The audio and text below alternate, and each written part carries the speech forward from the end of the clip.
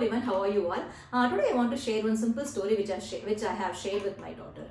Aditi is a kind of a girl who takes some work but she won't complete the work. She'll get bored in between and she wants to just stop the work and go to some other work.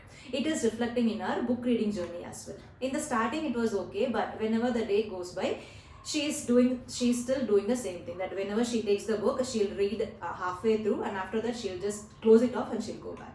So I want to tell her one simple story to understand why she has to complete the work, whatever work she is taking out. So we started about the travel journey. So we are starting to our grandparents' home. It is 8-hour journey from here.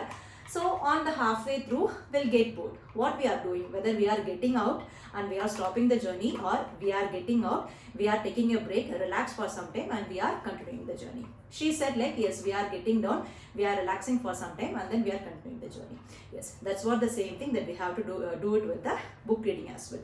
Whenever, if you just get down from the journey, you won't feel the happiness, we can't meet the grandparents. In the same way, if you stop your book reading in between, you can't understand the complete story and you won't get the sense of accomplishment. She understood it, but still it is happening. But whenever she does the same thing nowadays, I'm just reminding her about the same story. So she is like, okay, fine, I can complete the story. But still, we are not 100% into completing a book, but it is going really well. So sometimes the kids, they know the benefits, they know the disadvantages and everything, but they need a little bit push from our side to do some work. And that's what I want to share it with everyone. Thank you so much for watching and happy parenting.